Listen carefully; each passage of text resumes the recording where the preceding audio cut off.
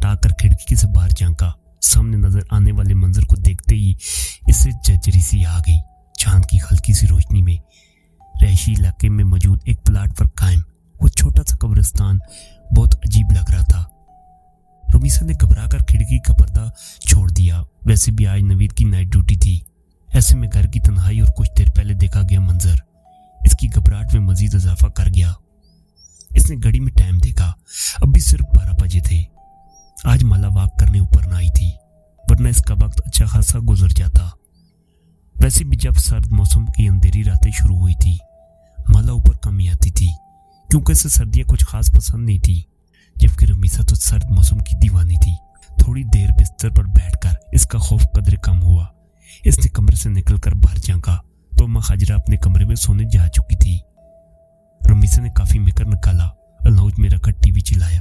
TV की आवाज ने घर में फैली खामोशी को खत्म कर दिया।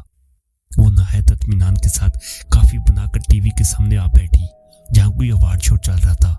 टीवी देखते देखते से टाइम का पता नहीं चला और वो वहीं सोफे पर सो गई।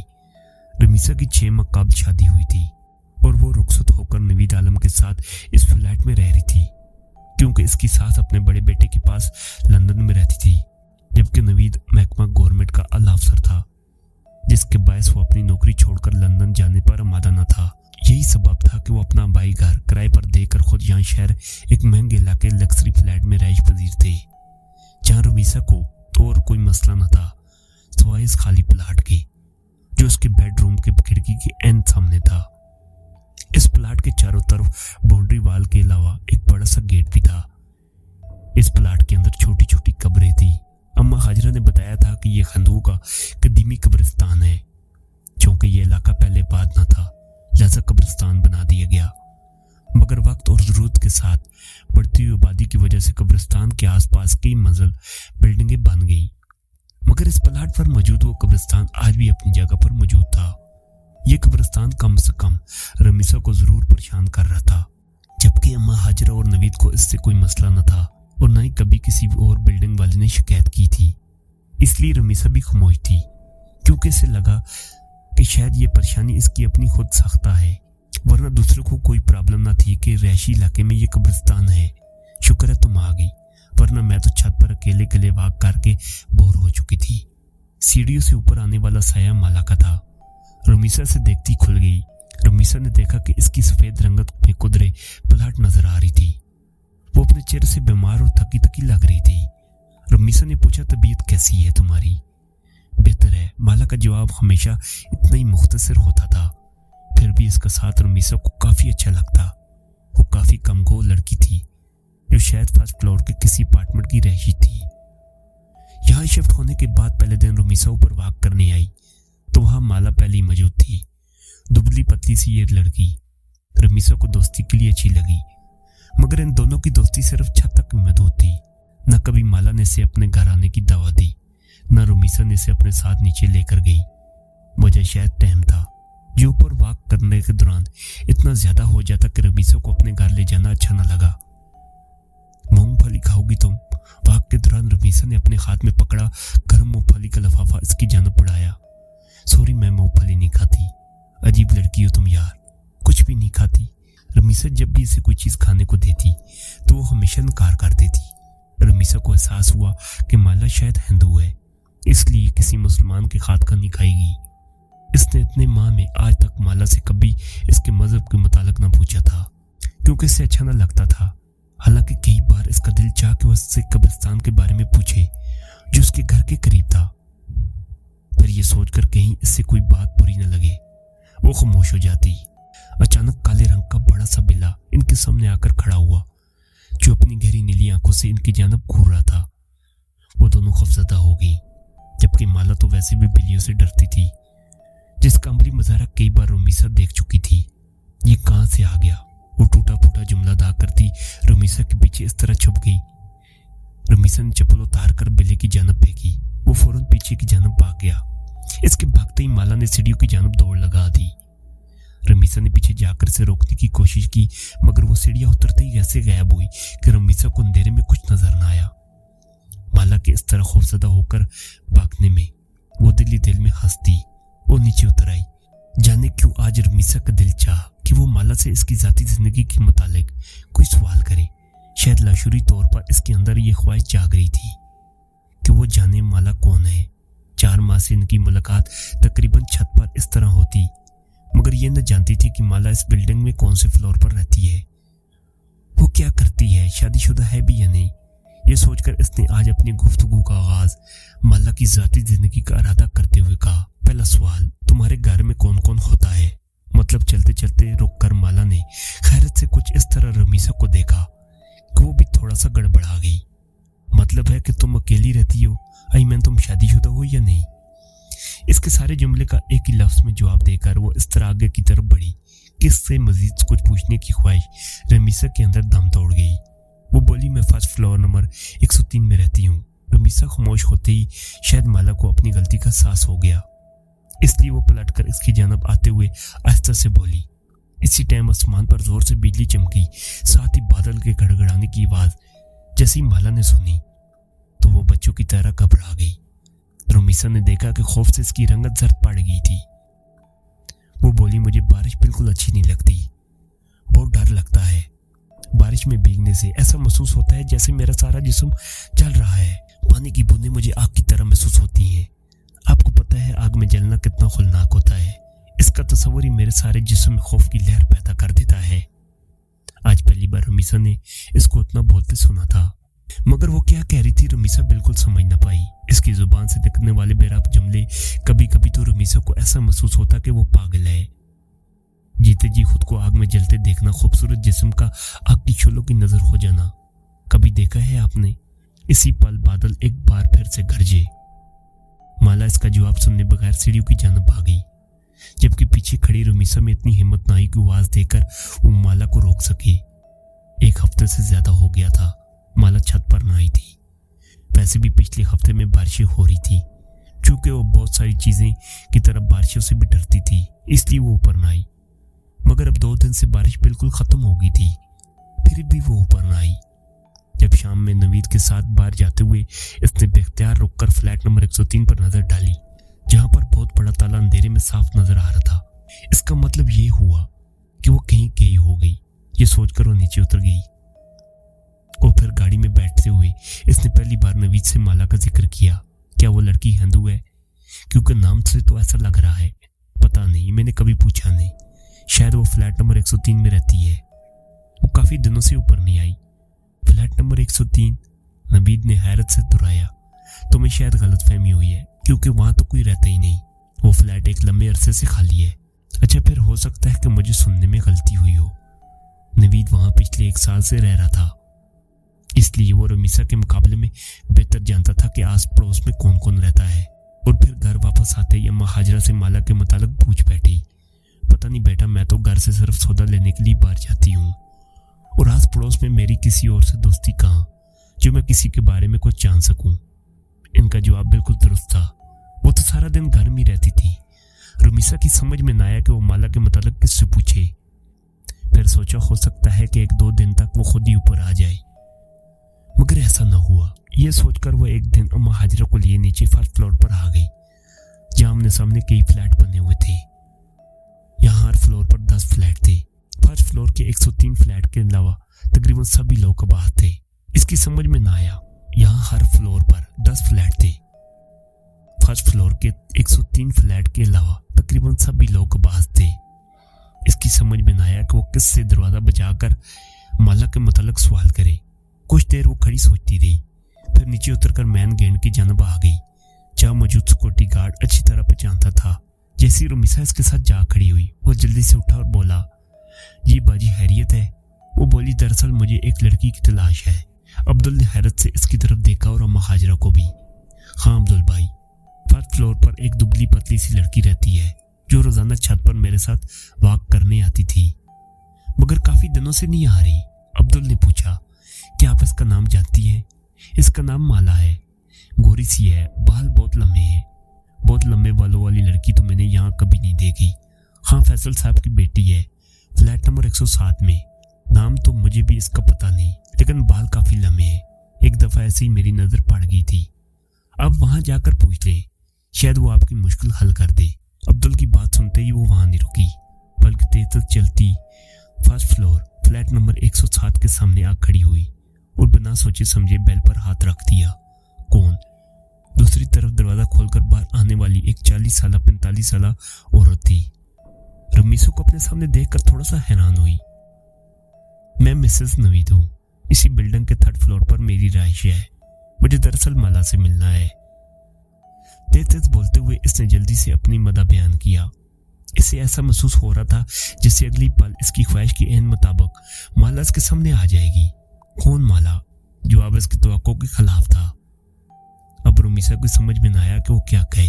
एक 16-17 साल लड़की इस औरत के करीब आ खड़ी हुई। रमीसा ने देखा कि इसके लंबे स्याह बाल कमर से नीचे झूल रहे थे, मगर ज़ाहिर है वो माला नहीं थी। मायूसी के साथ साथ वो शर्मिंदा भी हुई। सॉरी, दरअसल मुझे लगा शायद माला इसी फ्लैट में रहती है। नहीं, इस फ्लैट में तो नहीं, यहाँ तो मैं और मेरी इकलौती बेटी रहती है, जबकि मेरा ख्याल है कि हमारे फ्लोर पर माला नामी कोई लड़की रहती ही नहीं। दरअसल मुझे उसने अपने फ्लैट का नंबर 103 बताया था, तो उन्होंने बोला 103 तो पिछले कई सालों से खाली पड़ा है। बहुत साल पहले की बात है, यहाँ एक फैमिली बात थी। फिर इनके साथ एक ऐसा हादसा हुआ कि वो लोग ये घर छोड़कर चले गए। दोबारा यहाँ कोई नहीं आया। दरवाजा पर खड़े खड़े इस खातून ने रमीसा को तफसील बताना शुरू कर दी। न चाहते हुए भी रमीसा पूछ बैठी कि कौन सा हादसा। वो खातून बोली, सुना है इनकी जवान बेटी कहीं अचानक गायब हो गई थी। बहुत तलाश किया मगर वो ना मिली। शायद बदनामी से बचने के लिए इसके माँ बाप ये घर छोड़कर चले गए। लेकिन इनके जाने के कुछ दिनों बाद फ्लैट से उठने वाली बदबू ने सबको अपनी तरफ मतवज्जो कर लिया। जब पुलिस ताला तोड़कर अंदर दाखिल हुई तो एक नौजवान लड़की की लाश पड़ी थी। इसकी बदबू ने पूरे मोहल्ले को अपनी लपेट में लिया हुआ था। बोलते बोलते वह खतून एक पल के लिए खामोश हो गई। रमीसा ने पलटकर फ्लैट नंबर 103 के दरवाजे पर नजर डाली, मगर लड़की तो गायब हुई थी। फिर लाश घर से कैसे मिली? रमीसा ने हैरत से सवाल किया। यही बात तो आज तक किसी की समझ में नहीं आई कि आखिर वो मर्द और औरत कौन थे। क्या वाकई वो उस लड़की के माँ बाप थे जो अपनी बेटी की लाश को इस तरह फ्लैट में छोड़कर भाग गए?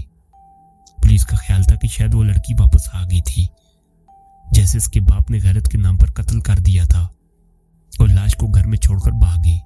उफ, इस कदर सफाकी। रमीसा ने खौफ से सांस भरी। हाँ, यही वजह है कि ये फ्लैट दोबारा आबाद नहीं हुआ। कातिल इसे वीरान करके निकल गई और फिर ये चाहने के बावजूद भी कोई इसे आबाद न कर सका। एक डर और खौफ इस फ्लैट के हवाले से ऐसा लोगों में जागर हुआ कि शायद अभी तक दूर नहीं हुआ। अरे, मैं यहाँ खड़े खड़े सब बातें कर रही हूँ, आप अंदर तो आए। शायद इस औरत को एहसास हो गया था कि पिछले आधे घंटे से वो रमीसा के साथ दरवाजे पर खड़ी थी। नहीं शुक्रिया, अब मैं जाऊंगी, मेरे मियाँ के आने का वक्त हो गया है। माजरत करती हूँ। रमीसा ऊपर आ गई और फिर कई दिन लग गए रमीसा को वो कहानी बुलाने में, जिसके मुताबिक फ्लैट से जो इन लड़की की बदबू वाली लाश मिली थी और शायद इसके इसी तरह मारने में सबके बाप का भी हाथ था। दुनिया इतनी जालिम होती है, ये बात इसे चंद घंटों पहले ही पता चली, जिससे वो आने वाले कई दिनों तक सोच सोच कर बेहाल होती रही। रमीसा फ्लैट नंबर 103 का हादसा चंद दिनों में ही बिल्कुल फरामोश कर बैठी, मगर माला की तलाश इसके बावजूद के अंदर कई इंतजार कर रही थी कि शायद कभी जिंदगी में से माला दोबारा मिले। यही वजह थी कि वो बिल्डिंग में आने जाने वाली हर लड़की को गौर से देखती। कभी वो किसी डिपार्टमेंट में स्टोर में जाना होता तो उसकी मतलाशी निगाहें माला को खोजती रहती। सड़क से गुजरने वाली हर लड़की में वो माला को तलाशती, मगर माला न जाने कहाँ गुम हो गई थी, जो हर बार रमीसा की तलाश को नाकामी का मुंह देखना पड़ता। इसकी तलाश माला के साथ लगन इतनी सच्ची थी कि एक दिन वो उसमें कामयाब हो गई, मगर ऐसी कामयाबी जिसके बाद कई सालों से रमीसा का ये दिल सोचकर कांपता रहा कि इसने माला की तलाश की इतनी कोशिश आखिर क्यों की। वो जाती सर्दियों की एक शाम थी। अम्मा हाजरा को सुबह से नजरा जुकाम ने जगड़ रखा था, जिसके बहस वो अपनी चरपाई पर रजाई ओढ़े पड़ी थी। नवीद आलम ऑफिस के किसी काम के सिलसिले में कोयटा गया हुआ था और इसकी तन्हाई में रमीसा का दिल बेहद घबरा रहा था। 2 घंटे इसने लाहौर अपनी अम्मी जान और बहन से बात की। फिर जैसे ही इसने फोन बंद किया, इसे महसूस हुआ जैसे कोई बैरूनी दरवाजे के पास से गुजरकर ऊपर जाने वाली सीढ़ियों की जानब बढ़ा है। इसका अंदरूनी लकड़ी का दरवाजा खुला था, जबकि इसके बाहर मौजूद ग्रिल को वो हमेशा अंदर से लाक रखती थी। तन्हाई में उभरने वाले तो जैसे इसके हाथों मजबूर होकर इसने ग्रिल के बाहर झांका एक बहुत लंबे बालों वाली लड़की तेज तेज ऊपर सीढ़ियां चढ़ती जा रही थी। रुमीसा के लगा कि वो माला है। वो जल्दी से अपना दुपट्टा ओढ़े इस लड़की के पीछे लपकी तो ऊपर छत पर जाकर गायब हो चुकी थी। रुमीसा तेजी से सीढ़ियां चढ़ती ऊपर आई।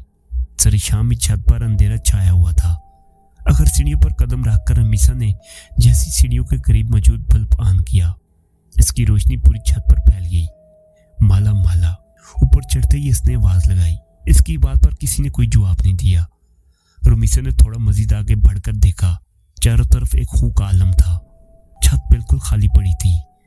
वो एकदम घबरा कर वापस पलटी तो उसने का पांव इस काले बिल्ली से टकरा गया जो हमेशा माला को खौफजदा कर देता था। बिल्ली ने बलबलाकर रुमीसा की जानब देखा। इसकी चमकती मोटी कांच जैसी आंखों में न जाने क्या था। रुमीसा एक खौफजदा होकर नीचे भागी। कांपते हाथों से ग्रिल का लॉक खोला तो सामने अम्मा हाजरा खड़ी थी। बेटा तुम कहाँ चली गई थी? नवीद साहब का फोन आया था। वो तुम्हारी खैरियत पूछ रहे थे। इन्हें फोन करके जवाब दे दो। बात करते करते अम्मा हाजरा को एहसास हुआ कि रुमीसा कुछ घबराई हुई है। क्या बात है बेटा, सब खैर तो है? जवाबन रुमीसा ने कुछ देर कबल वाला सारा वाक्य सुना दिया।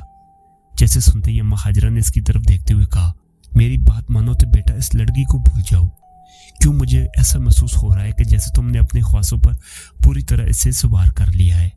वो तुम्हारे ख्यालों से निकलकर एक शक्ल में डल गई है जो तुम्हें हर वक्त यहाँ वहाँ दिखाई दे रही है। मेरा ख्याल है अम्मा आप दुरुस्त कह रही हैं। रुमीसा ने एक गहरा सांस लेते हुए कहा, मुझे शायद वहम हुआ है कि कोई ऊपर गया था, भला वजह ही ऊपर भागी। शायद दिमाग खराब हो गया है मेरा। और रात के खाने तक वो शाम का वाकया बिल्कुल भूल चुकी थी। खाना खाकर इसने नवीद से फोन पर बात की, फिर काफी बनाकर टीवी के सामने आ बैठी।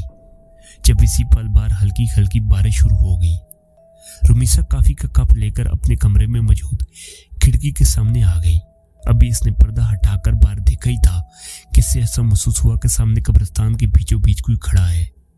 वो जल्दी से खिड़की की आड़ में हो गई। शायद कोई चोर या डाकू था या फिर कोई गरीब कचरा चुनने वाला बच्चा जो शायद बारिश से पनाह लेने के लिए रात के इस पल कब्रिस्तान में दाखिल हुआ। ऐसे ही वक्त गुजारने के तौर पर रुमीसा से देख रही थी। जब वो साया आहिस्ता आहिस्ता चलता हुआ कब्रिस्तान से बाहर निकल आया, रुमीसा ने देखा कि वो एक लड़की थी जो धीरे धीरे चलती रोड पर लगे पीले बल्ब के नीचे आ खड़ी हुई। लंबे स्याह बाल इसकी पुछ पर फैले थे। वो यकीनन माला थी, जो कि रुमीसा का वहम हरगिज नहीं था। इसने जल्दी से खिड़की खोलकर नीचे झांका ताकि माला को आवाज दे और अपनी तरफ मुतवज्जे कर सके, लेकिन इसकी आवाज देने से काबिल माला ने बिजली के खंभे के पास खड़े होकर ऊपर देखा। इतनी दूर से भी रुमीसा को लगा कि माला से देखकर मुस्कुरा रही थी। माला की मुस्कुराहट में न जाने क्या सा था। रुमीसा खौफजदा होकर थोड़ा पीछे हो गई, जबकि इसी पल माला पलटी और सुस्त कदम से चलती हुई कब्रिस्तान के अंदर दाखिल हो गई। इसके अंदर दाखिल होते ही फजा में फैला अंधेरा मजीद गहरा हो गया। रुमीसा ने आंखें फाड़कर चारों तरफ देखा। वो कब्रिस्तान बिल्कुल खाली था। उफ मेरे खुदाया, खौफ की एक जर्जरी ने इसे अपनी तरफ लपेट लिया। वो खड़े खड़े जमीन पर गिर गई। जमीन पर गिरते वक्त माला के अल्फाज इसके कानों में गूंज रहे थे। बारिश की बूंदें मेरे जिस्म पर आग की तरह बरसती हैं। तुमने कभी किसी को जलते हुए देखा है? जल्दी की तकलीफ और इसके साथ रुमीसा बेहोश हो गई। जब इसे होश आया तो इसकी अम्मी नवीद आलम दोनों अस्पताल में इसके पास थे। बकौल नवीद के रुमीसा एक हफ्ते के बाद होश में आई थी। वो क्यों बेहोश हुई थी वो ये चाहकर भी किसी को न बता सकी, मगर इसकी हालत के पेश नजर बगैर इसके कहे अपना घर तब्दील कर लिया और जिंदगी में दोबारा वो कभी इस तरफ न गई जहां आखिरी बार इसने माला को देखा था।